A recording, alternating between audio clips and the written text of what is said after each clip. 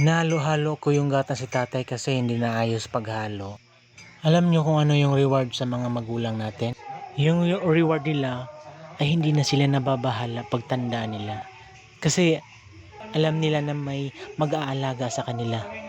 Dahil sa kanilang tamang pagdidisiplina sa mga anak, tamang pag-uugali, may respeto sa kapwa at may takot sa Diyos. Yan ang pinakamalaking blessings para sa mga magulang. Yung alam nila na hindi sila malulungkot kasi may mag-aalaga sa kanila. Kaya payo ko sa mga anak dyan, alagaan nyo yung mga magulang nyo. Sa una, kita ilang yatiman. Karon,